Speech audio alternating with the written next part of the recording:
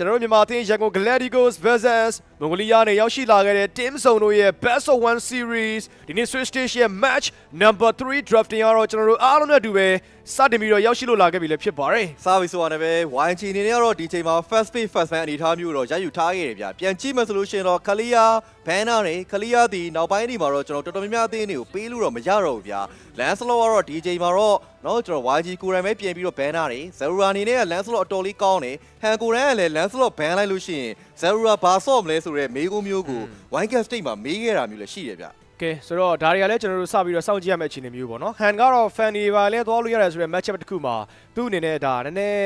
းအဲ့လိုမျိုး risky တော့ဖြစ်တယ်ဆိုပေမဲ့ကောင်းကောင်းကြီး power spike ဖြစ်သွားမှဆိုလို့ရှိရင်လည်းပွဲကို control လုပ်လို့ရတဲ့ဒီ fan လို hero မျိုးတွေ Hansi နဲ့ကျွန်တော်တို့စပြီးတော့တွေ့ရမလားပေါ့နော်ဂျန်ဂမတ် chat မှာတော့ကိုယ် mention လုပ်ခဲ့တဲ့အတိုင်းပဲ Zoro နည်းနည်းလေးစပြီးတော့ကျွန်တော်တို့ဖြတ်တော့ဖို့ကြိုးစားနေတယ်ဆိုတော့အပိုင်းလေးတော့ရှိတယ်တစ်ဖက်ကလည်း Broken Walls မှာသူတို့ထပ်ပြီးတော့ ban ချင်တဲ့ hero မျိုးတွေလည်းရှိကောင်းရှိနိုင်သေးရပေါ့နော် Hater တို့ဘာလို့လိုမျိုးပေါ့ဒါမှလည်းပဲဒီမိနစ်ပိုင်းခြားတွေမှာ fan တွေကလည်းအရင်လွတ်လို့မကောင်းတဲ့အနေအထားဆိုတော့ team zone အနေနဲ့ 1 for 2 trade ကိုတော့တေချာလေးရွေးချက်နေရတဲ့သဘောဗျာဟုတ်တယ်ဘာလို့လဲဆိုတော့ဒီနေရာမှာကျွန်တော်တို့ကဒါလည်းပြန်ကြည့်မှဆိုရင်ငကားတို့ဘာလို့လဲရှိနေသေးတယ်ပေါ့ဗျာအဲ့ဒီပြင်မှာကျူရှင်းပေါ့ပွဲတိုင်းဒီပါလောက်ဘန်နေတဲ့ကျူရှင်းကလည်းလွတ်ထွက်နေတဲ့အနေထားမှာရှိရယ်ဆိုတော့သူတို့ဒီ fan တွေကိုလည်းမပေးချင်ဘူးကျူရှင်းလည်းမပေးချင်ဘူးဆိုတော့နည်းနည်းလေးအဲ့လိုပြန် trade ရမယ့် hero ပြန်စဉ်းစားနေရတကောင်ပဲပေးပြီးတော့သူတို့နှစ်ကောင်ပြန်ရနိုင်မလားပေါ့လေကျွန်တော်တို့မှလည်းတစ်ဖက်ကတော့ Gatokacha တို့ဘာလို့အဲ့လိုမျိုးကြံနေခဲ့တဲ့အပိုင်းလေးတော့ရှိတယ်ဒါမှလည်းပဲ real manipulation ပိုင်းနေမှာအနေငယ်တော့ဒီပြန် short ချတာလို့ခံစားရတယ်ဆိုပေမဲ့တော်တော်လေး power spec ဖြစ်နေစေ Eve ကိုတော့သူတို့ပြန်ပြီးတော့ ban လိုက်တယ်ပေါ့နော်ဒီတစ်ခါမှာပထမဆုံးပွဲပြရေးကြည့်တယ်ဒါပေမဲ့ယုံကြည်ပိုင်းအရကျွန်တော်တို့ပြန်ပြီးတော့ကြည့်မယ်ဆိုလို့ရှိရင်လည်း Han Fanny ပေးတာမျိုးတွေကျွန်တော်တို့အများကြီးတော့စလုပ်လို့ရတယ်ကိုကြီးဒါဇူရှင်းမသွားလိုက်မလားပေါ့လေ Okay ဆိုတော့ဒီ first pin မှာအေးပေါ့ဒီနေရာမှာပြန်စဉ်းစားမှဆိုလို့ရှိရင်ပုံမှန်အပြင် East Pit ဆိုလို့ရှိရင်တစ်ဖက်ကနေတော့ဒီကျူရှင်းနဲ့ပြန်တွဲတာမျိုးလေးရှိတယ်ဒါမှမဟုတ် Kimi နဲ့သွားတာအခုက East မရှိတော့ဘူးဆိုတော့ဒီကျူရှင်းကိုရလိုက်တဲ့အချက်တစ်ခုကကောင်းတယ်ဒါပေမဲ့ဒီလို risk ကိုလည်းသူတို့ကကြိုပြီးတော့တွက်ဆထားပြီးသားနော်ဘန်ကိုင်းရဲ့ငကားဗျာနော် Yushao Dragon Form လေးတွေကျွန်တော်တို့ So Great Dragon Tail တွေမှာ early game mid game match အပိုင်းခြားတွေမှာကျွန်တော်တို့ Lina ရဲ့ Zushi အနေနဲ့အများကြီးတော့ close range မှာဒီငကားကိုပြန်ပြီးတော့ control လုပ်လို့တော့ရနိုင်တယ်ဒါမှလည်းပ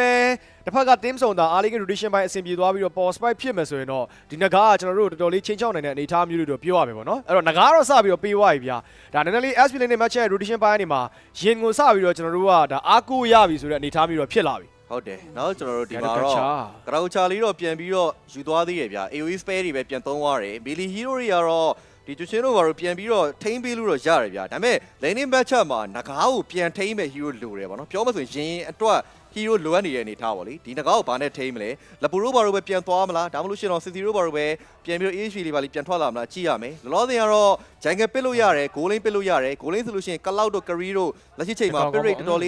းများနေတဲ့အနေထားမှာရှိတယ်အဲ့တော့ဘယ် role တွေကိုဦးစားပေးပြီးတော့ mask အနေနဲ့ပစ်သွားမလဲဆိုတော့စိတ်ဝင်စားစရာပဲဗျကဲဒီမှာတော့ကျွန်တော်တို့ဘာရှာနဲ့ဒီ blink ရဲ့ haircut ကိုတော့ပထမဆုံးသောပွဲမှာလည်းကျွန်တော်တို့စတင်ပြီးတော့ချပြခဲ့တယ်ဆိုတဲ့အနေအထားမျိုးလေးတော့တွေ့ရတယ်ပေါ့နော် utility jungler ဘိုင်းတွေကတော့ကျွန်တော်တို့ရှေ့ကကစားခဲ့တဲ့နှစ်ပွဲမှာတော့အရန်ကြီးတော့မတွေ့ရသေးဘူးကိုအစတင် jungler တွေပဲသွားကြတဲ့ခိုက်တဲ့မှာ join လို့ Hayabusa တို့နော်ဒါလေးတွေတွေ့ရတာဆိုတော့ YG ကမတူကွဲပြားတဲ့ draft index ကိုတော့စပြီးတော့ချပြလိုက်ပြီအဲ့တော့ haircut နဲ့တွဲတယ်ဆိုတော့ပုံမှန်အားဖြင့်ကျွန်တော်တို့ဒါ basically ဘာရှာဒီ jungle ဖြစ်ဖို့တေချာသလောက်ပဲဘာရှာတော့ jungle ဖြစ်သွားဖို့တော့များနေတယ်ဗျ။ဘာလို့ဆိုတော့ haircut ကပုံမှန်အပြင် haircut ထုတ်လိုက်ပြီဆိုလို့ရှိရင် तू က damage ဆော့ရတော့မှာ။ဆိုတော့ jungle ပိုင်းခြားမှာ durability ပြန်သွားတဲ့နေရာမှာလိုအပ်နေတဲ့ damage ကို roam မှာသွားဖြစ်တဲ့သဘောမျိုးဆော့ကြတာများတယ်။ဆိုတော့ဒီဟာတစ်ခုကတော့တင်းစုံအတွက်ပထမဆုံးကြုံတွေ့ရတဲ့ haircut လေးများဖြစ်နေမလားပေါ့လေပြန်ကြည့်ရမယ်ဗျ။ပြီးတော့နောက်တစ်ချက်ကဒီနဂါးပေါ့နော်ကျွန်တော်တို့ဒီဘာရှာနဲ့ဆိုလို့ရှိရင်အနေငယ်တိုင်ပတ်တယ်ပြောမဆိုလို့ရှိရင်တော့ jungle လောက်သူလိုက်ပြီးတော့အင်းရတဲ့ပိုင်းတွေမှာလည်း instant ပြတ်ဖို့ခတ်တယ်လို့သူကိုယ်တိုင်လည်း totem fusion နဲ့အဲ့လိုမျိုးပြန်ပြီးတော့ soul grid စုရတဲ့ပိုင်းတွေ spare ဘိုင်းတွေမှာအားနေသွားတာလေးရှိတယ်ဗျ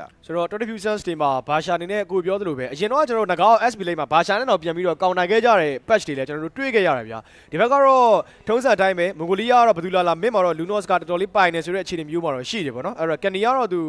Lunos နေနဲ့ပြန်ပြီးတော့ထွက်လာတယ်ဗျာကတော့ကချာ Lunos ကတော့ကိုယ်ရိုင်းကြိုက်မဲ့နေထားပြီးတော့မဟုတ်သူက Lunos နဲ့ pick off ကိုပြန်တွဲတဲ့နေထားမျိုးလေးကိုသဘောကျတာဒါပေမဲ့ဒီ match up အရတော့ကျွန်တော်တို့ပြန်ပြီးတော့ဒီစောင့်ကြည့်ရမယ့်အပိုင်းလေးတွေတော့ရှိတယ်ပေါ့နော် SP lane မှာ Asma Uranus တို့ထွက်လာဖို့အတွက်နည်းနည်းလေးဒါကျွန်တော်တို့ရဲ့ဒီတွေးခေါ်မှုအပိုင်းကိုတန့်သွားစေတဲ့အနေထားမျိုးလေးတော့ပြောရမယ် Lunos တော့ပြန်ပြီးတော့ပေးထားရတယ်ပေါ့နော်ဆိုတော့ close range မှာတော့ကျွန်တော်တို့ကကောင်းကောင်းပြီးတော့ control လုပ်နိုင်မှာတော့ရမယ်တစ်ဖက်ကတော့ရှင်းရှင်းပဲဗျငကားရောက်ပြီးတဲ့အချိန်မှာလပူတော့မပေးတော့တခါတည်းဘန်းထုတ်ခဲ့တဲ့အခြေအနေပါ ဟုတ်တယ်အဓိကတော့ကျွန်တော်တို့ဒီငကားကိုပြန်ထိန်းလို့ရတဲ့ hero ထဲမှာပေါ့နော် lane face မှာ save play ပုံစံနဲ့ပြန်ဆော့လို့ရလပူလောက်ပဲပြန်ကြံတော့မှာပေါ့နော်တစ်ချက်ပြန်ကြည့်ပါဆိုလို့ရှိရင် Leo Mo ထပ်ပြီးတော့ ban လိုက်ပြလေးဘောမှာ ban လို့တော့မရဘူး White Cat State မှာအရေးကြီးတဲ့ပွဲတွေမှာဒီ Leo Mo နဲ့ပ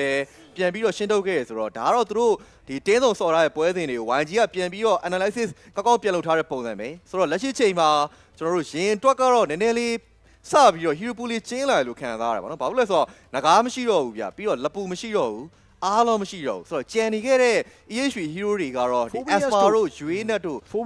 Phobia တို့ဒီကောင်ရောကြံသေးရဗျ Phobias ကနည်းနည်းလေးတော့ကျွန်တော်တို့ဒီချိန်မှာထည့်သွင်းပြီးတော့စဉ်းစားရမယ်ဆိုတဲ့အနေအထားမျိုးလေးတော့ဖြစ်လာတယ်ပေါ့နော်တစ်ဖက်ကလည်းဘာရှာရတော့ Guinevere ဘာညာလဲကျွန်တော်တို့ပြန်ကြည့်ရမယ့်အပိုင်းလေးတော့ရှိတယ်ဒါပေမဲ့တစ်ဖက်က AOE အရင်အားမကူဆိုရင်တော့တခြားသောဒီ Jungle Matchup က join တို့ဘာလို့ပြန်ပြီးတော့စဉ်းစားလို့ရတဲ့အပိုင်းလေးတွေလည်းရှိတယ်တကယ် Jungle ပိတ်မယ်ဆိုရင်တော့ကျွန်တော်တို့အရင်ကြီးတော့မလွယ်ဘူးပေါ့နော်ဆိုတော့ Goal Matchup မှာ stage ကိုသူတို့က lane matchup တောင်းလုပ်ပေးမယ်ဆိုတော့ keys to victory တော့ရှိတယ်အဲ့တော့ကြောင့်တော့ပြန်သွားမလားဒါမှလည်းပဲ Jungle Speed မှာအတော်လေးအားကောင်းပြီးတော့ mobility မြန်တဲ့ဒါ Hayabusa ကတော့ ban လိုက်တယ်အဓိကတော့ stage ကိုအားလေးက matchup မှာနည်းနည်းတာတယ်နဲ့ goal နဲ့ပြန် trade တဲ့အပိုင်းလေးတွေကိုလည်းပြန်ကာစီခြင်းတဲ့သဘောတော့ဖြစ်ပါလိမ့်မယ် Maxman တော့တရားပေါက်ထုံးမှရတော့မယ်လို့ထင်တယ်။ဘာလို့လဲဆိုတော့ damage output အရာကဒီချိန်မှာဘာရှာကကျွန်တော်တို့ဒီ durable hero အနေနဲ့ jungle ဆော့ခဲ့မယ်ဆိုလို့ရှိရင် damage လောက်ဖို့အနေနဲ့ခတ်လိမ့်မယ်ဗျာ။ကျူရှင်းကလည်း DPS ပဲသွားတဲ့အနေထားမှာဆိုတော့ hacker နဲ့ golden Maxman မှာအဆင်ပြေမယ်။လောလောဆယ်တော့တင်းစုံအနေနဲ့ပြန်ကြည့်မယ်ဆိုလို့ရှိရင်တော့ 4 piece ပါသူတို့တို့လိုအပ်နေခဲ့တဲ့ jungle ပိုင်းချမှာတော့ကြံရှိနေခဲ့တဲ့ join ကိုပဲအသုံးပြုရတယ်။ magic damage ကတော့အတော်လေးကိုများပြားသွားပြီလို့ပြောရမယ်။တေချာပေါက် golden မှာ Maxman ကိုတော့ပြန်လည်ပြီးတော့တင်းစုံအနေနဲ့ပြဖို့တော့လိုနေရယ်ဆိုတော့မြန်မာအသင်းက last win နှစ်ကောင်လာပြီဗျ။ Genestic ရဲ့ hero လာဒီချိန်မှာကျွေးရတော့မှာဗျ။နော် join တွေပါလေပြန်ထွက်လာခဲ့တဲ့ခိုက်တဲ့ဆိုတော့တို့အားလေးတူမစ်မှာတော့ဒီ join ရဲ့ Stallion Scythe တွေနောက်မှာကျွန်တော်တို့ Holy Crystal Diamond လေးတွေမှာတော့အဆင်ပြေဖို့တော့ရှိတယ်။ Okay Harif နဲ့တော့ကျွန်တော်တို့ပြန်ထွက်လာလို့ Benedetta เนาะဒီမှာပြန်ပြီးတော့ကျွန်တော်တို့ဒါရင်းရဲ့ Benedetta လေး silent matchup ပိုင်းနေမှာ combination နဲ့ lane cut တဲ့ပိုင်းနေမှာပို့ပြီးတော့အားကောင်းတယ် backline control ပိုင်းနေမှာဒီ joy ကိုလည်းပြန်ပြီးတော့တားနိုင်မယ်ဆိုတဲ့အနေအထားမျိုးလေးတွေနဲ့ကျွန်တော်တို့ Benedetta ပဲပြန်သွားလာတယ်ဆိုတဲ့အပိုင်းလေးကတော့စပြီးတော့ရှိလာတယ်ဗျာ Harry ကတော့လက်ရှိ patch မှာနည်းနည်းလေးတော့ adjust ပြန်ပြီးတော့လှုပ်ထားခဲ့တဲ့အပိုင်းလေးတော့ရှိတယ် late game ဒီ mid game အပိုင်းခြားတွေမှာသူ့ရဲ့ potential ကနည်းနည်းလေးတော့ကျလာတဲ့အောင်ခံစားရတယ်ဒါပေမဲ့ stage လို့ player လက်ထဲမှာတော့ farming တာပြပြဝါရဒါအများကြီးတော့အဆင်ပြေလာမဲ့သဘောပေါ့ကိုကြီးဟုတ်တယ်เนาะဆိုတော့ဘာဖြစ်ဖြစ်ကျွန်တော်ဒီချိန်မှာလဲကလောက်လေးပါလေးပြန်ပြီးတော့ရွေးချယ်လာရဆိုတော့ physical damage ကိုတော့သူတို့ဟာပြန်လည်ပြီးတော့မြင့်တင်ထားသေးတယ်ကဲ Dragon Face ကတော့ပြီးဆုံးလို့သွားခဲ့ပြီ Pocket Draft တွေနဲ့အတူပဲ signature hero တွေကိုပဲထုတ်ပေးသွားတဲ့ Django Galactico နဲ့အတူတစ်ဖက်မှာလည်းတကယ်လို့เนาะ White Cat State မှာပေါ်မန်တွေကောင်းထားတဲ့တင်းစုံတို့ရဲ့ Best of 1 series ပွဲစဉ်ကတော့တိတ်မကြိုင်မှာစတင်တော့မယ်ဗျာဆိုတော့ကျွန်တော်တို့ညီမကိုသားဖြစ်အသင်းဖြစ်တဲ့ Django Galactico YGD အဖွင့်ပွဲစဉ်မှာနိုင်ပွဲတစ်ခုကိုရယူသွားနိုင်မလားဆိုတော့ကျွန်တော်ညီကိုနှစ်ယောက်နဲ့တူပဲဂိမ်းထဲမှာဆက်လက်ပြီးတော့ရှူစားလိုက်ရအောင်ဗျာခံမရခတ်တဲ့ Best of 1 series တွေကမောက်မရတဲ့တွေလည်းကျွန်တော်တို့ရှေ့မှာတော့ထွက်ပေါ်ခဲ့ပြီးဆိုတဲ့အနေအထားမျိုးလေးတော့ရှိတယ်ဗျာဒီချိန်မှာတော့ကျွန်တော်တို့ရဲ့မြန်မာအသင်း Django Galactico သူတို့ရဲ့ M7 World Championship ပြိုင်ပွဲကိုနိုင်ပွဲတစ်ခုနဲ့စတင်ပြီးတော့ဖွင့်လှစ်သွားနိုင်မလားဒါမှမဟုတ်တစ်ဖက်က team စုံသူတို့ရဲ့ Wine Stage ကလက်စွမ်းကောင်းတွေကိုဒီချိန်မှာဆက်လက်ပြီးတော့တည်ဆောင်သွားနိုင်မလား Best of 1 series လေးဖြစ်ပါတယ် Welcome to the land of dawn Django Galactico တေးနေနေတော့ Roma တော့ hacker စပြီးတော့သုံးထားတယ်စသလာချင်းပါပဲ play အနေနဲ့ကတော့ Zerura ရဲ့ဂျိုင်ကန်နေထားလေးကိုတွားပြီးတော့ ambush ထားရဗျာနော်ရရင်ရသလိုကိုရောင်လေးဖျောက်ပြီးတော့ပဲစတင်ပြီးတော့ဘယ်ဘက်ကိုရင်စားလဲဆိုတဲ့ information ကိုပေးထားသေးတယ်စစ်ကလည်းဒီဘက်မှာ blue belt လေးပါလေးပြန်ကူထားတဲ့အနေထားဗျာဒီကရင်ရဲ့ဒီ Banana ထွက်လာတော်လေးအံ့ဩမိရဘာလို့လဲဆိုတော့ဒီ patch မှာတော်တော်လေးကိုအသုံးတဲ့ hero ဗျာအဓိကသူ့အနေနဲ့ဒါအပိုင် hero လည်းဖြစ်နေကြတယ်ဆိုတဲ့ chat တစ်ခုကြောင့်တော့ရင်းရကျွန်တော်တို့တွဲပြီးတော့တွေ့ရလိမ့်တော့ရှိတယ်ပေါ့လေအဲ့တော့ကျွန်တော် combination ဖားနေမှာဒီငကားတော့သူဒီ level 4မတိုင်ခင်ကာလာတွေမှာကြီးကောင်းကောင်းကြီးသွားပြီးတော့ပေးနိုင်မယ့်အပိုင်းလေးတော့ရှိတယ်နောက်ပိုင်းပြန်ပြီးတော့ဟို split push လေးပါလေကျွန်တော်တို့သွားမယ်ဆိုလို့ရှိရင်လည်းကလောက်သွားတဲ့ mobility ပိုင်းတွေကိုဒီ Benedetta ကပြန်ပြီးတော့ဖြည့်ရှင်းနိုင်မယ်ဆိုတဲ့အနေအထားမျိုးလို့တော့ခံစားရတယ်ပေါ့နော် first started fight မတိုင်ခင်မှာ team zone SP lane မှာတော့ဒီ hacker နည်းနည်းလေးရောက်နေတဲ့ကြောင်တော့သူခံစားအန်ဒီရဲ့အငွေ့သက်လေးပေါ့လေစာပြီးတော့ခံစားမိနေရထင်တယ်ဟုတ်တယ်အဓိကပျောက်နေအောင် hacker ဆိုတော့သူ high ပြီးတော့ ambush မယ်ဒီလိုပုံစံမျိုးနဲ့ပဲသူကဆော့မယ်အဲ့တော့ ban guy သဘောတော့ပေါက်မိနေရဗျာရှင်ယူရတဲ့ position ကောင်းတယ်ပေါ့နော် blink ဘက်ကိုတိုးလာပါ fabulous ကိုတော့ blink စတင်ပြီးတော့အုပ်လိုက်ပြီဗျာကဲဒီမှာ HQ တော့မသုံးနိုင်ဘူးဆိုတဲ့အနေအထားမျိုးလေးတော့ကျွန်တော်တို့စတွေ့ရတယ်ဗျာဒီငကားကို first started fight မတိုင်ခင်မှာနှိမ်ထားနိုင်တယ်ဆိုတဲ့ chat ကူကတော့ကောင်းတယ်နောက်ပိုင်းသူ Dragon Foundry ပိုင်းနဲ့ backline control သွားတဲ့အပိုင်းတွေမှာဟန်အောင်လဲသူ့အနေနဲ့အများကြီးပြန်ပြီးတော့ pressure ပေးလို့ရတဲ့အပိုင်းလေးတွေတော့ကျွန်တော်တို့ပြန်တွေ့ရမယ်ပေါ့နော်အဲ့တော့ကြောင့်တော့လက်ရှိမှာ SP lane match ကိုကျွန်တော်တို့ကဂန်ငယ်တကောင်သွားတယ်ဆိုတဲ့အခြေအနေကြောင့်တော့ YGD first started fight မှာတော်တော်လေးတော့အသာရသွားပြီလို့စတင်ပြီးတော့ပြောရလိမ့်မယ်ကရာကိုချာတို့ဘာလို့ပြန်ပြီးတော့ပစ်ထားနေထားဗျာ3ပါတယ်ဗျာနော် concussive blood နဲ့တူပဲပြန်ပြီးတော့ထွက်လာတယ်ဆိုတော့ဒီ spam ပိုင်းနေပါတော့ရင်ရဲ့ Banana တော်လေးအားကောင်းတယ်ဗျာ lane face တွေ river တစ်ချောက်ကိုကြည့်မှဆိုရင် YG ကပဲစိုးမိုးထားတဲ့အနေအထားမျိုးတော့တွေ့ရတယ်တစ်ဖက်မှာ bright နေနဲ့အရင်ကောင်းတိုးလို့မရတဲ့ပိုင်းခြားတွေဖြစ်လာပြီပြီးတော့ ဘန်ကိုင်းဒီသူ့ရဲ့ blood drop ကို form မရသေးတဲ့အချိန်မှာရင်က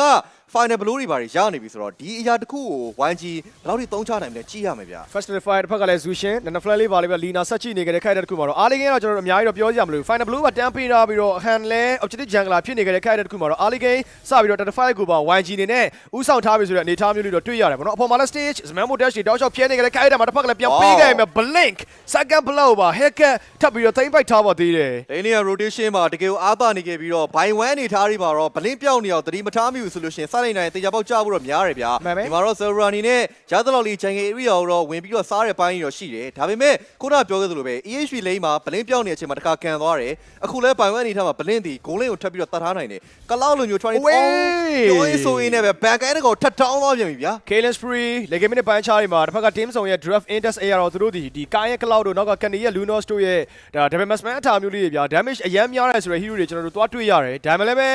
Blink ရဲ့ haircut က early game မှာ Kalen Spree ထိ3កောင်ရပြီးတော့ power spike စဖြစ်တယ်ဆိုတဲ့အချက်တစ်ခုကြောင့်တော့နောက်ပိုင်း mid game ထိတောင်မှ join တောင်မှပြန်ပြီးတော့ nene pressure ပြန်ကြခံနိုင်တယ်ဆိုတဲ့အနေအထားမျိုးလေးတော့ဖြစ်သွားတယ်ဗျာ3 minute time မှာ Hapter C နဲ့ပဲ haircut စပြီးတော့ပွဲချင်းမှုတော့များနေပြီတော့ကျွန်တော် Blink ကတော့စပြီးတော့ချဲနေပြီဗျာ 2.3k ဆိုတဲ့အနေထားနောက်တော့တော်လေးပါတယ်သူအများဆုံးပဲလက်ရှိမှာ Hapter C ပါလာတယ်နော်250တဲ့ဖက်နယ်လေးနဲ့အကုန်လုံးကိုလိုက်ပြီးတော့ခုတ်နေတာနောက်တော့လည်း3 minute မှာပဲ 2k ဒီဘက်လောက်ထိတာတယ်ဗျာဂိုးလေးမှာလည်း stick တီနေပါမှုမရှိဘူးသူတို့ဒါလုံးဝ key to victory မှာပြောခဲ့သလိုပဲလုံးဝမနှိမ့်နေဘူးဗျာအဲ့ဒီအပြင်မှာ haircut roll နေအောက်မှာတစ်ဖက်မှာရှိနေခဲ့တဲ့ Lunos တို့ Cloud တို့နော်ဒီဘန်ကိုင်းတို့ Krisa တဲ့ပိုင်းတွေကတော်လေးပြဿနာတော့တက်နေပြီတင်းစုံကပိတ်မိနေရချုပ်နေတဲ့ပုံစံမျိုးတော့တွေ့ရတယ်ဗျ Rolling Stone လေးထပ်ပြီးတော့တိုက်ခဲ့တဲ့ခိုက်တဲ့တစ်ဖက်ကလည်း Bright သူ Lunos နဲ့တွဲပြီးတော့ lane match ပိုင်းနေမှာအရန် rotation ပိုင်းကိုတွားလို့မရသေးဘူးဆိုတဲ့အနေအထားမျိုးလေးလည်းကျွန်တော်တို့ဆက်တွေ့ရတယ်ပေါ့နော် Devil Head Up C နဲ့တစ်ဖက်ကဒီရင်းရဲ့ Benedetta မှာလည်းဆက်ပြီးတော့ပြီးသွားတယ်ဗျ Zmamo Dash ဒီအောက်မှာကိုင်း Tower တွေကနေအရင်ထွက်လို့မရသေးဘူးဆိုတဲ့အခြေအနေမျိုးတွေကိုရောက်ရှိနေခဲ့တဲ့အခြေအနေမှာ Blink က right down လေးပဲရောက်လာတဲ့အနေအထားဗျအကယ်၍သာ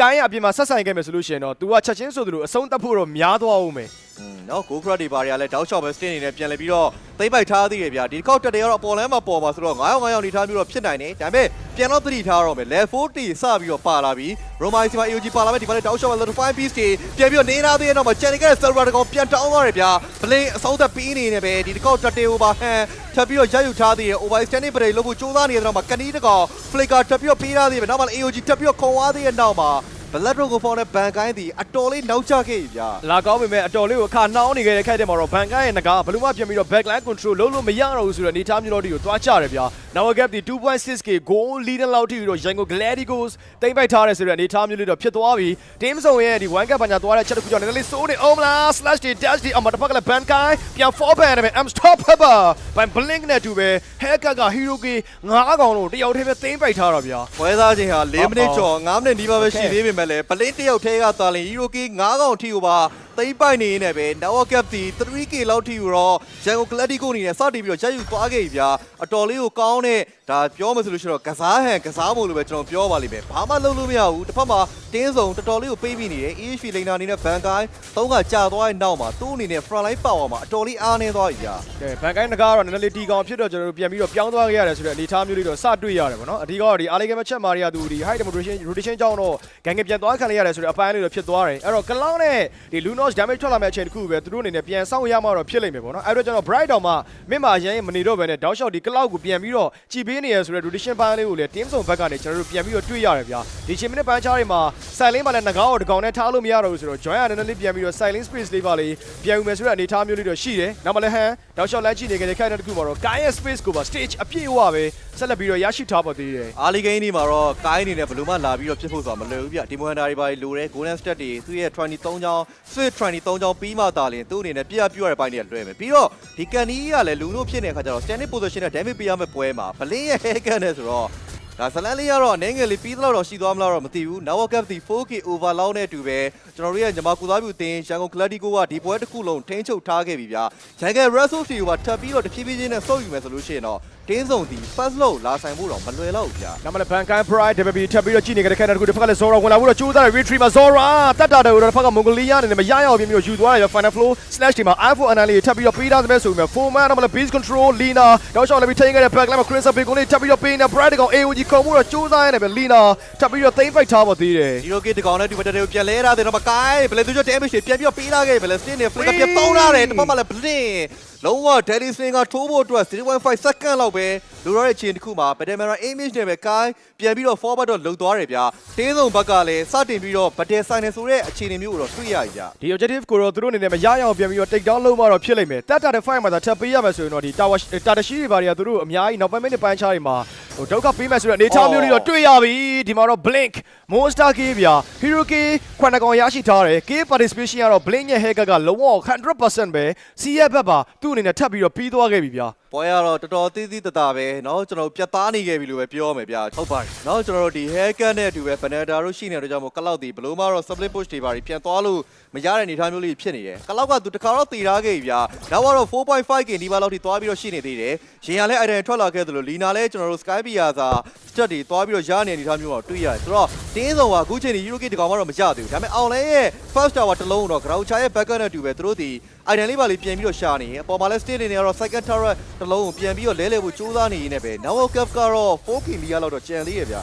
hacker နဲ့ Benedetta ရှိနေကြတယ်ဆိုတော့ chat တစ်ခုကြောင့်တော့ cloud space လေးပဲတိတ်မလွယ်သေးဘူး blink နဲ့ goal line ကိုပါကန်းကောင်ထပ်ပြီးတော့အဆုံးသတ် piece တွေထပ်ပြီးတော့ like ကနေကြတဲ့ချင်းမျိုးတွေမှာလည်း shut down k လေးတော့ Zoro ပြန်ပြီးတော့ပေးလိုက်ရတယ် shut down k ကတန်မှုတော့ကြီးမားတယ်ကိုပြီး Holy Crystal ကိုပါ join တန်းပြီးတော့ပြီးသွားခဲ့တာဟုတ်တယ်အနည်းဆုံး900ကျော်လောက်တော့ရှိမယ်နဲ့တူရ950လောက်တော့သူ့ရဲ့ bounty k ကများဖို့တော့ရှိနေမယ်ဗျာနော်အဲ့တော့ Zoro ဒီ Holy Crystal တဲပြီးတော့ပြီးသွားတယ် blink တစ်ခါတော့ပြန်ပြီးတော့ကြာသွားတယ်ဒါပေမဲ့ cloud နဲ့ layer ဆိုတော့ 10 လို့တော့ပြောမယ်ဗျာအဲ့တော့ဒီချိန်ဒီမှာတော့4ယောက်ပဲဒါပေမဲ့ YG ဘက်ကနေပြီးတော့ဒီလောကိုစပြီးတော့ dance လို့ဖို့တော့ကြိုးစားနေရဗျာနောက်မှလည်း Blood Dragon Form လေးပါလေးစပြောင်းထားတဲ့ final blow ပြန်ပြီးတော့ပေးထားတဲ့နောက်မှာ Arabian Town နဲ့တူပဲ Zoro ဝင်လာပြီဗျာဒီဘက်လည်း back line control Chris Bacon Referee မှာဟန်ထရနေကြတဲ့ခက်တဲ့မှာတစ်ဖက်ကလည်းရင်းနေတယ်ပြန်ချခဲ့မယ် Ban ကန်တော့က beast အောက်မှာ Zoro ကဟန်ထပ်ပြီးတော့အဆုံးသတ်ထားသေးရဗျာ two man down တော့ပေးရသေးရဆိုပေမဲ့ဒီ first လို့တော့ YG ဆက်လက်ပြီးတော့တိမ့်ပိုက်ထားပါသေးတယ်ဟန် retribution တွေကဒီနေ့ပွဲအသစ်မှာမိကိုထုတ်စရာမရှိတဲ့အနေအထားတစ်ခုမှာတော့တွေ့နေရသေးတယ်ဗျာဒါပေမဲ့ရှင်နဲ့တူပဲဟန်ပြန်ပြီးတော့ကြားခဲ့တဲ့အနေအထားဆိုတော့ဒါလေးကိုပြန်ပြီးတော့ fit မရမယ်တင်းစုံကဒီလောက်ထိနေပါနေရတော့မှသိပြီးတော့မတုံလို့ဘူးဆိုတဲ့ခံစားချက်ပြီးတော့နည်းနည်းရနေရနော်ဟုတ်တယ်အဓိကသူတို့အနေနဲ့သူတို့ရဲ့ late game ပိုင်းခြားဒီ Lunos တို့ Cloud တို့ရဲ့ hero power တော်တော်လေးကိုမှယုံကြည်မှုများနေခဲ့တယ်ဆိုတဲ့အနေအထားမျိုးလေးတော့ကျွန်တော်တို့တွေ့ရတယ် over confidence မျိုးတော့မဟုတ်ဘူးဗျတကယ်ကိုသူတို့ဆိုင်သိနဲ့ဆိုင်ထိုက်တဲ့အခြေအနေမျိုးတွေမှာတောက်လျှောက်ပဲဘန်ကန်နဂါးနဲ့စောက်ဖွင့်ပေးတယ်ဆိုတဲ့အနေအထားမျိုးလေးတော့တွေ့လိုက်ရတယ် early game မှာ blink ရဲ့ momentum နဲ့သွားနေခဲ့တဲ့ high tempo rotation ကြောင့်တော့သူတို့ဖြစ်ရှင်ခဲ့တဲ့အရာတခုတော့ဘန်ကန်ရဲ့နဂါးစီကနေမဖြစ်ခဲ့ဘူးဒါမှလည်းပဲကိုယ်ပြောသလိုပဲဗျတကယ်ကိုတည်ငြိမ်တယ်မတုံလောက်ဘူးဆိုတဲ့ပုံစံမျိုးနဲ့ team ဆောင်ကဆက်ပြီးတော့ defend ထားစေပဲလက်ရှိ first lot time မှာလည်းသူတို့ဒီ mid အတွက်အရေးပါတဲ့ first tower ကိုဆက်ပြီးတော့ရှိနေစေပါပဲကဲဒါဆိုရင်တော့ state အနေနဲ့ကလည်း Holy Crystal ပြီးဖို့အတွက်တော်လေးနီးကပ်လာပြီ3ခွက်မြောက် item ဗျတစ်ဖက်မှာလည်းပြန်ကြည့်မယ်ဆိုလို့ရှိရင်တော့နော်ဟုတ်တယ်ပြီးတော့မသိမလို့တော့ CF ဘက်လေးပါလေးလည်းရင်းနေနဲ့ပါလာဖို့တော့ရှိမယ်ဒီ law နဲ့တူမရဲ့ first tower ကိုတော့တေချာပေါက်ရလိမ့်မယ် second tower တွေအကုန်လုံးအထိယူနိုင်မယ်ဆိုရင်တော့ပိုကောင်းတယ်တခါတည်း late fees ပြီးတော့ item ပိုင်းဆိုင်ရာတွေကို short ကြနိုင်မယ်ဆိုလို့ရှိရင်တော့နောက်ပိုင်း minute တွေအထိပါ YG နေနဲ့အသာသီးရဖို့တော့များတယ်ဗျာတော့ဆိုတော့ကိုင်းအနေနဲ့ကတော့ item 2ချောင်းပဲရှိတယ်23ချောင်းပြီးဖို့အတွက်အနေငယ်လေးစောင့်အောင်မယ်ဆိုတဲ့အနေအထားမျိုးဗျာနော်ဆိုတော့ကန်နီတော့မတည်သေးဘူးနော်အဲ့ဒါလေးတခုတော့ကြည့်ရမယ်Gonna Patrify right time ရင်းတဲ့ calculator တကယ်ကိုကောင်းတယ်ဗျ right time ကို join ထွက်လာတဲ့အချိန်မှာ Patrify နဲ့ slash နဲ့တွဲပေးသွားတဲ့အချိန်တွေဗျကူလောင်းပြောက်သွားတာဘလို့မှ dash လို့မရတော့ဘူးတကယ်ကိုကွက်တိကြတဲ့သူ့ရဲ့ရင်းရဲ့ spare custom တခုလို့ပဲပြောရလိမ့်မယ်တစ်ခါပဲ dash ရသေးရဲ့နောက်တစ်ခါ dash မဲ့ကူလောင်းကိုတစ်ခါတည်းပဲ Patrify နဲ့ပိတ်လိုက်တယ်ဗောနော်အဲ့ဒါကြောင့်မလို့ Zara အနေနဲ့ဘလို့မှတော့လွတ်မြောက်နိုင်ဆိုရင်မရှိတော့ဘူးဗျာနောက်ကဒီတဖြည်းဖြည်းနဲ့ပို့ပြီးတော့တက်လာတယ် mega passive ရှိတွေကြန့်ရှိနေသေးတယ်ဆိုနေမဲ့လဲမေးရဲ့ second tower ကထပ်မှန်ပြီးတော့ရိုက်ချိုးနေနေပဲနောက်ကတွေကိုပုံပြီးတော့မြင်မာလာအောင်တော့ပြုတ်လုံနေတယ်ဗျာတစ်ဖက်မှာလည်းတင်းစုံဟာဒီအချိန်မှာ lane face တွေသာ fee ခံမယ်ဆိုလို့ရှိရင်တော့သူတို့အတွက်အဓိကလိုအပ်နေတဲ့ item တွေကိုရှာဖို့တော့ကတော့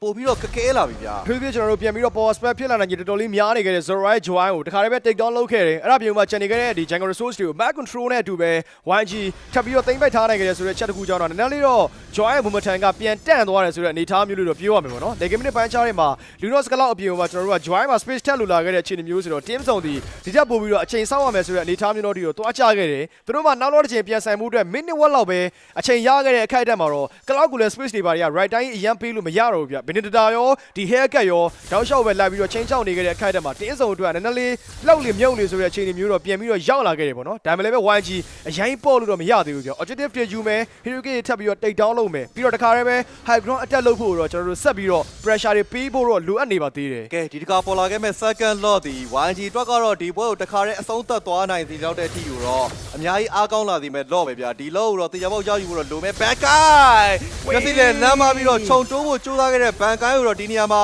YG တခါတည်းရိုက်ထုတ်ထားတယ်အောက်မှာလည်းပလင်းတကောင်ကိုင်းကိုပါထပ်မဲ့အဆုံးသတ်နေနေပဲ လောတော့လိုပါဦးမလားဆိုတော့ပြန်မေးရတော့မယ်ဗျာ မကင်နီပိုင်းနေ Speakers နှစ်ပိုင်းနေမှာတကယ်အားစရာကောင်းတဲ့တက်ရက်မှုမျိုးတိကျမှုမျိုးတော့ရန်ကုန် Gladiators ပြသနေနေပဲဒီ Best of One Series ကိုတခါတည်းပဲတင်ပြိုက်ထားမယ်ဆိုတဲ့အနေအထားမျိုးတော့ကျွန်တော်တို့စပြီးတော့တွေ့ရတယ်ဗျာဒီလောကိုလည်း AC လေးပဲထပ်ပြီးတော့ take down လုပ်သွားခဲ့ရဆိုတဲ့အနေအထားမျိုးလေးတော့တွေ့လိုက်ရတယ်ပေါ့နော်ကလောရဲ့အိမ်မကလေးဘန်ကန်ရဲ့ငကားကောင်းပါတယ်ဆိုလို့ကျွန်တော်တို့သွားပြီးတော့ချီးကျူးမိလိုက်လို့လားတော့မသိဘူးဗျာဘန်ကန်အနေနဲ့ဒီပွဲမှာအတော်လေးကိုပျောက်ဆုံးခဲ့တယ်ဆိုတဲ့အနေအထားမျိုးလေးတော့တွေ့လိုက်ရတယ်ဟဲကအရင်ကြီးကျွန်တော်လိန်ကင်းရောက်မလာခင်မိနစ်ပိုင်းခြားနေမှာတော့ 1G နေနဲ့ high ground တက်ကိုကောင်းကောင်းကြီးပဲ online mega လောက်ယူထားလိုက်တာတော့ပိုကောင်းမှထင်တယ်ကိုကြီး ဟုတ်တယ်လေကင်းရင်းရောက်သွားလို့ရှိရင်တော့ဒါနှစ်သိန်းလုံးအတွက်အရင်ကြီးတော့မလွယ်ဘူးဗျာဆိုတော့အခုလောက်ထဲကတခါတည်းဖြစ်နိုင်လို့ရှိရင်တော့ mega အနည်းဆုံး2လုံးရဖို့တော့လိုတယ်ဗျာဟဲကက BOD ပါသွားနေတာနောက်ပိုင်းကကိုင်းရဝင်းတော့နေချမှာပါလို့ရှိရင်ခံနိုင်ရှိဖို့ဆိုတာဘလို့ကတော့မဖြစ်နိုင်တော့ဘူးဗျာလောတော့ပေါ်နေပြီးတက်လာတယ်3လင်းလုံးတစ်ပြိုင်တည်းညှိလာတယ်အလေကိုခွာပြီးတော့ရှင်းလာတယ်အပေါ်တော့သူတို့ဒီတရားပေါက်ပေးရမယ်ဆိုတော့သိနေရဆိုတော့အနည်းဆုံးဒီ mega တလိန်းလောက်ပဲပြန်ပြီးတော့ခွင့်ပြုထားမယ့်ပုံစံမျိုးပဲဒါပေမဲ့နောက်ထပ်တော့ second super minion wave တီထပ်မံပြီးတော့တက်လာနေခဲ့ပြီဗျာဒီတစ်ခေါက်မှာတော့ 1G ဘတ်တေကိုဝင်ဆိုင်ဖို့တော့အလားလာကောင်းနေတယ်ဗျာ Hero Case Sacrifice ပြီးတော့သွားအောင်လား Dynamic Fall လေးစပြီးတော့ပေးထားတယ်ဘန်ကိုင်းတစ်ဖက်ကလည်း U-Shot Dragon Fall လေးပဲစက်ကြည့်နေကြတဲ့ခိုင်တာတစ်ခုမှာ Tower ပဲတစ်ဖက်က 1G ပြန်ပြီးတော့ focus ထားဖို့တော့များနေတယ်တစ်ဖက်ကလည်း Lana Flare ဆက်ပြီးပေးခဲ့ damage တွေကြားမှာ Cruiser Big ကို backline နဲ့ Zora ရင်းနေတဲ့ Candy ကိုထပ်ပြီးတော့အစွန်တဲ့ Bright ကိုတန်းပြီးတော့ down ခဲ့ damage အမ stage တောက်လျှောက်လိုက်ပြီးတော့ backline ကိုထပ်ပြီးတော့မေးတယ်ဗျာနောက်မှလည်းရင်းကိုင်းကို light ထောက်နေခဲ့တဲ့နောက်မှာဘန်ကိုင်းတစ်ကောင်မှာပြန်ပြေးထားနေပဲနောက်ထပ် 2 man down တော့ 1G ဆက်ပြီးတော့သိမ့်ပိုက်ထားပါသေးတယ် ရှင်းဒီမှာ spare တွေအကုန်လုံးအသုံးပြုပြီးတော့တင်းစုံစီ Dynamic Fall တွေကြားထဲကနေပြီးတော့မဲမြင့်တော့အကုန်လုံးလိုက်ပြီးတော့ချဖို့တော့ကြိုးစားခဲ့ရင်လည်း Hero King နှစ်ကောင်ပြန်တောင်းသွားတယ်ဗျာ YG Mega Tower ယူကြိုးစားနေပြီး Stay Crow Dash တွေပေးထားတဲ့နောက်မှာမိရဲ့ Mega Tower တော့တောက်ချောက်ပဲရချိုးထားတယ်တော့မကျန်နေခဲ့တဲ့ Zero Over Stay အဆုံးသက်ပြီးနေနေပဲ 3 man down ပြီးတော့ Mega 2 lane ဆိုတော့ YG တန်သွားပြီဗျာ Bounce back better down တစ်ဖက်က team စုံပြန်ပြီးတော့ပြသဖို့ကြိုးစားနေကြတဲ့အခက်တည်းမှာတော့ 1G နေနဲ့ပြန်ပြီးတော့ဖြည့်ရှင်းသွားခဲ့တဲ့အချက်တွေကအတော်လေးတော့တိုက်ရက်နေရဆိုတဲ့အနေအထားမျိုးလေးကိုကျွန်တော်တို့တွေ့လိုက်ရတယ်ပေါ့နော် Blink ထပ်ပြီးတော့သူ့အနေနဲ့ on fire ဖြစ်နေသေးပဲဒီမိနစ်ပိုင်းခြားလေးမှာ BOD လည်းထပ်ပြီးတော့ပြီးသွားပြီဆိုတဲ့အနေအထားမျိုးလေးလည်းကျွန်တော်တို့ပြန်တွေ့ရမယ်ဗျာတစ်ဖက်ကလည်း stage တောက်ချောက်ပေးနေကြ Spammo dash တွေမှာ Spammo ထွက်မလာသေးဘူး dash လေးပဲကြည့်နေကြတဲ့ခက်တဲ့တစ်ခုမှာတစ်ခါတည်းပဲ online mega တော့ Yangon Gladiators တိမ့်ပိုက်သွားတယ်ဆိုတဲ့အနေအထားမျိုးလေးတော့ဖြစ်သွားတယ်ဗျာဆိုတော့ team စုံအနေနဲ့ high ground defense အနေနဲ့ထပ်ပြီးတော့လုပ်ဖို့အတွက်အရန်ကြီးတော့လွယ်ကူတဲ့အခြေအနေမျိုးမှာတော့မရှိတော့ဘူးဗျာဒီလောက်သာစပ်ပေးရမယ်ဆိုရင်တော့ဒီ Best of One Series ကပြီးသွားဖို့တော့များနေခဲ့ပါပြီ YG အတွက်ကတော့တေချာတဲ့ game ပွဲတစ်ပွဲဖြစ်လာဖို့တော့ရှိနေခဲ့ပြီဗျာတတိယအကြိမ်မြောက် loss လည်းဖြစ်နေရပါတော့ဆိုတော့ Nawa Cup ဒီ 8k over နဲ့တူပဲ YG ကဥဆောင်ထားတယ်လီနာလုံးဝမတေရသေးတဲ့ချက်တွေ state item ပိုင်းဆိုင်ရာရ၄ချောင်းလောက်ထိပြီးနေတဲ့ချက်တွေက damage output တွေမှာတော်လေးများတယ်ဗျာအဲ့ဒီပြင်မှာရှေ့ကိုခေါင်းတိုးလာမဲ့ Bright အနေနဲ့လည်း NA များတယ်ဆိုရင်လည်းတိုးလာသေးတယ်ဗျာတစ်ဖက်မှာလည်း Blink ဒီနောက်မှာရှိတဲ့ hero လေးကိုသွားပြီးတော့ဆုံးထားတယ်တင်းစောကလည်းတိတော့တိတယ်သူတို့အရှိကိုလုံးဝထွက်လို့မရဘူးထွက်လိုက်တာနဲ့ Dynamic Fall တွေကြားထဲမှာပြန်ပတ်ဖို့ကအတော်လေးခက်လိမ့်မယ်ဆိုတော့ damage output အရာတော့တင်းစောကများတာမှန်တယ်ဒါပေမဲ့သူတို့ဒီ item ဆိုင်ရာ 8k လောက်နေနေတဲ့အချိန်မှာသူတို့ရဲ့ damage output တွေကတဖြည်းဖြည်းနဲ့ item လိုရကြောင်းမလို့နဲပါနေဆိုတဲ့ချက်ကလည်းရှိတယ် YG သာအမားမလုပ်ဘူးဒီလောက်တတရာလေးယူပြီးတော့3လင်းလုံးတစ်ပြိုင်တည်းညှိပြီးတက်လိုက်ပြီးတော့အန်လိုက်မယ်ဆိုလို့ရှိရင်တော့ဒီပွဲဟာကျွန်တော်တို့မြန်မာကိုသားပြုတင်ဖြစ်တဲ့ 1G အတွက်ပါပဲနောက်အနေထားချွတ်တဲ့နေမှုက Hero Power တော်လေးပဲထိကိုက်နေတယ်ဆိုတဲ့အနေထားတရက်ကိုတော့ team စုံလေကမင်းနဲ့ပန်းချရောက်လာတဲ့ချိန်ဒီသူတို့အနေနဲ့ပြန်ပြီးတော့ရင်ဆိုင်နေရတယ်ဆိုတဲ့အနေထားမျိုးလေးတော့ကျွန်တော်တို့ဆက်တွေ့ရတယ်ပေါ့နော်ဒီတစ်ခါမှလည်းလောတော့ AC လေးပဲ Yangon Gladiators တိမ့်ပိတ်သွားပြီဆိုတဲ့အနေထားမျိုးလေးတော့ရှိတယ်ဗျာ online mega ပေးထားရတယ် low advantage တွေလည်းပါလာဦးမယ် Super Minion Wave တွေရောထပ်ပြီးတော့ live ပါလာမယ်ဆိုတဲ့ခိုက်တန်းတစ်ခုမှာ overall အရ Nawa Gap တွေလည်း 8k ကျော်နေခဲ့တဲ့အချိန်တွေဆိုတော့ team စုံအနေနဲ့ဒီတောင်ကျော်နိုင်မှုကတော့တိတ်မလွယ်ဘူးဆိုတဲ့အနေထားမျိုးလေးတော့ဖြစ်သွားတယ်ဒါပေမဲ့အကယ်၍သူတို့ဘက်ကဒီ high ground defense ကိုဆက်ပြီးတော့ပြသနိုင်မယ်ဆိုလို့ရှိရင်လည်းလေကင်းမင်းနဲ့ပန်းချားတွေမှာသူတို့ရဲ့ minute တွေတစ်ဖန်ပြန်ပြီးတော့ရောက်ရှိလာပါဦးမယ်ကဲဆိုတော့ဒီလို့သူတို့ဒါသွားပြီးတော့ defend နိုင်ပါမလားဗောနော်တင်းစုံနဝကတ်ကတော့တော်လီတော့ကွာတယ်ဗျာ YG ကလည်းသူတို့ silent နေမှာ crit ကိုမရှင်းမဲနဲ့ရသလောက်လေးသွားပြီးတော့ feeding လုပ်ထားတယ်ဒီကတော့ဒီ law နဲ့တပြိုင်တည်းတွန်းမဲ့ပုံစံပေါ့ဗျာကဲဒီ law ကတော့နောက်ဆုံးပတ်တဲ့အဆုံးဖြတ်ဖြစ်သွားနိုင်တယ် YG ဘက်ကလည်း Dynamic Fall တွေရှိတယ် Branda ရဲ့ final blow တွေရှိမှာဗောနော်ဆိုတော့ Stay ရဲ့ Crow Dash တွေကဘယ်လောက်ထိအသုံးဝင်မလဲ AoE spare တွေအကုန်လုံးသုံးပြီးတော့ဘယ်လောက်ထိတင်းစုံကာသွားနိုင်မလဲကြည့်လိုက်ရအောင်ဗျာကာရဘယ် online mega တစ်ဖက်ကလည်းရင်းပြပြီးတက်လာတစ်ဖက်ကလည်း Dynamic Fall ဆက်ပြီးတော့ပေးနောက်မှလည်း Blink တောက်ချောက်ထိန်းထားခဲ့တဲ့ character တစ်ခုမှာပြီးတော့မယ် Zora နဲ့ Beast Control လေးထပ်ပေးထားခြင်းတဲ့ character တစ်ခု Dynamic Fall Delisting ကတော့ backline တွေအောက်မှာ Bank ထပ်ပြီးတော့ defend ထားလိုက်ပဲဗျာတစ်ဖက်က final blow ရင်းနဲ့ backline Cruiser Big ကိုလည်း flare တွေမှာငကားတွေကိုထပ်ချဖို့တော့များတယ် So Great Dragon Tail Wave တွေမှာတစ်ဖက်ကလည်းကိုင်းနေနဲ့ပြန်ခွဲခဲ့မယ် Lina ထပ်ပြီးတော့အဆုံးတန်နေပဲ one man down ခဲ့တဲ့အခြေအနေမျိုးတွေမှာတစ်ဖက်ကလည်း team စုံထပ်ပြီးတော့ defend ထားစပဲနောက်မှလည်းကြံနေခဲ့တဲ့ stage ကောင်မှာအဆုံးတန်နေပဲ one for one မှာတော့ YG အဲ့လိုတော့မရသေးဘူးဗျာအဲ့လိုလုံးဝမရသေးဘူးဖြစ်နေရဗျာဒီချိန်မှာကောင်းသွားတာဘန်ကိုင်းကဘတ်လိုင်းထဲမှာ Black Dragon ဖောင်နဲ့နောက်မှရှိနေခဲ့တဲ့ Lina ကိုပြေးပြီးဖမ်းသွားတာဗျာ Lina ပြန်ပြီးတော့ပတ်လိုက်တဲ့အချိန်မှာ Melee Hero တွေကလောကကန်ရတာတော်လေးစင်ပြေသွားတဲ့အခြေအနေမျိုးကိုတွေ့ရတယ်။ Cloud ချားရဲ့ AOG တွေ Cloud ရဲ့ Blizzard damage တွေဟာကိုမတွဲလုံးဖြစ်ရှိနေခဲ့ပြီးတော့ကန်နီးက Death Side ကိုအစောကြီးသုံးပြီးတော့ hand စီကနေပြီးတော်တော်ဖြူစံကိုတောင်းလိုက်နိုင်တယ်ဗောနော်ဒီຢာလေးတွေကသွားပြီးတော့တင်းစုံအတွက် defenses မှာအဆင်ပြေနေသေးတယ်ဗျပွဲချိန်ကြာလာတာကျွန်တော်တို့မြန်မာအသင်းတော်မကောင်းဘူးဘာလို့ဆိုတော့ Lunos ရဲ့ဒီ leg damage တွေ cloud item ပြည့်လာမယ့်အချိန်တွေပြီးတော့နောက်ပိုင်းမှာတော့ bright တို့ဘာလို့ပြန်ပြီး item များလာမယ်ဆိုလို့ရှိရင်ကျွန်တော်တို့အတွက်ဖြည့်ရှင်းဖို့အနေလေးတော့ခတ်တယ်ဗျ maximum မသုံးဘဲနဲ့ carry သုံးတာဖြစ်တဲ့အတွက်ကြောင့်မလို့ magic damage R တော့တော်တော်လေးကောင်းတယ်ဆိုနေမယ်ဒီ bright က item ပြည့်လာခဲ့လို့ရှိရင်ပြဿနာတော့ဖြစ်နိုင်ဆိုတော့ 1G အမားတော့မလုံးလို့တော့မရသေးဘူးဒါပေမဲ့ပွဲအချိန်တွေရတော့ကျွန်တော်တို့ဘက်မှာအပြည့်အဝတော့ရှိနေသေးတယ်ဗျ Magic defense အရာတော့ကိုယ်ပြောသလိုပဲ team စုံဘက်ကအတော်လေးပြန်ပြီးတော့အားကောင်းလာနိုင်ကြီးများတယ်ဆိုတဲ့အခြေအနေမျိုးနောက်မှလည်း concentrated energy ပြီးသွားခဲ့တယ်ဆိုတဲ့ခိုက်တဲ့မှာတော့ Zora ရဲ့ Joy အနေနဲ့ Adamas သွားခဲ့ပြီဆိုတဲ့အနေအထားမျိုးတော့ကျွန်တော်တို့စတွေ့ရတယ်ကလောက်ကလည်းနောက်ပိုင်းပြီးခဲ့တဲ့ battle မှာတော့ Blazing Jewel ခွဲတဲ့အပိုင်းတွေမှာအတော်လေးတော့နာလာပြီဆိုတဲ့အနေအထားမျိုးတော့ကျွန်တော်တို့ပြန်တွေ့ရတယ်ပေါ့နော် Trinity Diamond တွေ Rose Gold နဲ့ Malefic Gun တွေအောက်မှာသူရဲ့ basic range ကလည်း 12% ထပ်ရမယ့်အခြေအနေပြ physical penetration နဲ့ထပ်ရနေတဲ့အခြေအနေမျိုးဆိုတော့ကျွန်တော်တို့ရဲ့ haircut ဒီ early to mid game match တွေ late game ရဲ့အစောပိုင်းမိနစ်ပိုင်းခြားတွေမှာ Blink အတော်လေးကိုတောက်ပခဲ့တယ်ဒါမှလည်းပဲနောက်ပိုင်းမှာတော့သူပေးတဲ့ Deadly Singer တွေ Deadly 4တွေအရင်တိုးဖို့မလွယ်ဘူး Tower Advantage လည်းရှိနေမယ်ဆိုရင်တော့သူကိုယ်တိုင်ပဲတစ်ဖက်ကပေးတဲ့ damage တွေကိုပြန်ခံရဖို့အတွက် impact ရာခိုင်နှုန်းများလာတယ်ဗျာဒီချိန်မှာ Hacker ရဲ့ durability ကအတော်လေးကိုမှနည်းပါတယ်ဆိုတဲ့အချက်တစ်ခုကြောင့်တော့ team ဆောင်ဒီတခါတည်းပဲ Hacker တကောင်တော့သူတို့စပြီးတော့အဲ့လိုမျိုး bounce back လုပ်နိုင်မယ်ဆိုရင်တော့ Battle front line မှာအများကြီးတော့ကျွန်တော်တို့ကရောကြမှုတွေဖြစ်သွားနိုင်တယ်ဆိုတော့ဒီ law ဒီ team ဆောင်ဆိုတာမျိုးတက် 1G အတွက်တော်တော်လေးကိုအရေးပါတယ် law လို့တော့ပြောရမယ်ဟုတ်တယ်နော် 1G အတွက်ကဒီ law ပေးလိုက်လို့မရဘူးဗျာရအောင်ယူမှဖြစ်မှာအော်အစောကြီးပဲဗျာ blood ကိုပေါ့လုံးဝ play ပဲပြောင်းလာသေးရဲ့ဘယ်သူမှတော့မပါလာသေးဘူး law ကြီးကလည်းခုမှလုံးဝသွေးတော်မလျော်သေးတဲ့နေတာ45 second လောက်ကတော့တရားပေါက်ပြန်ပြီးတော့စောင့်မဲ့နေတာဒီအချိန်လေးကို 1G ဘယ်လိုသုံးချမလဲတစ်ဖက်မှာငကား blood room ဖောင်မရှိတော့ဘူးဗျာနောက်မလဲဒါကျွန်တော်တို့ပြန်ပြီးတော့ကြည့်မယ်ဆိုရင်တော့ backdoor strategy ပိုင်းအနေမှာ blink ရဲ့ hacker ကိုလည်းအရင်မေးထားလို့မရသေးဘူး 1v1 သွားပြီးတော့တားဖို့ကလည်း cloud အနေနဲ့သူ win chance တော့ပါလာတာမတွေ့ရသေးဘူးဗျာဆိုတော့ hacker 1v1 နေမှာသူအနေနဲ့လေးပြန်ပြီးတော့pressure များတယ်ဆိုတဲ့အနေအထားမျိုးတော့ကျွန်တော်တို့စပြီးတော့တွေ့ရတဲ့ blink 1v1 လေးပဲစကြည့်နေကြတဲ့ခဏတို့တစ်ဖက်ကလည်း Zora နဲ့ Joy beast လေးပါလေးလာပြီးတော့ dash နေကြတဲ့ခဏမပါလာပြီခိုင်တောက်လျှောက်ပြခွဲနေကြတဲ့ wave တွေအောက်မှာတော့ဘိုင်1မှာတော့ cloud အတော်လေးကိုပြန်ပြီးတော့အဆုံးသတ်ပေးထားပါသေးတယ်နောက်မှာလည်း bright ကောင်ထပ်ပြီးတော့တိုးထားသေးတယ်နောက်မှာ Zora dash လေးပြန်ပြီးတော့ပေးထားသေးတယ်ဗျာတော်တော်ဖြူဆန်းပြန်လဲတောင်းထားသေးတဲ့နောက်မှာ back guy အသာလေးပဲပြန်ပြီးတော့ forward လုပ်နေနေပဲ4ယောက်5ယောက်နေထားဒီချိန်မှာတင်းစုံကပြန်လဲသာပြီးတော့ရလာတယ်ဗျာ bright နေနဲ့ Embrace ပဲထောင်းနေပြီးပြီးတော့ကြိုးစားနေသေးတဲ့နောက်မှာ Lena Flare မှာပေးလိုက်ရပြီနောက်မှာထပ်ပြီးတော့ပဲ final blow ထပ်သုံးထားတယ်မှာ AOG ပြန်လိုက်လာပြီဗျာ Jin Careless Spree Immortality he's taken down Lina ဘန်ကန်ကောင်ထပ်ပြီးတော့အဆုံးသတ် stage မှာ Candy ကိုထပ်အဆုံးသတ်နေတယ်3-4-1နဲ့မှာ unbreakable ပဲပြန်ပေးခဲ့မယ် auto rage မှာ Lina Jin ထပ်ပြီးတော့ရှိနေတယ်မှာ hand law ထပ်ပြီးတော့အဆုံးသတ်ခဲ့တဲ့နောက်မှာ2-4-3နဲ့ပဲ 1G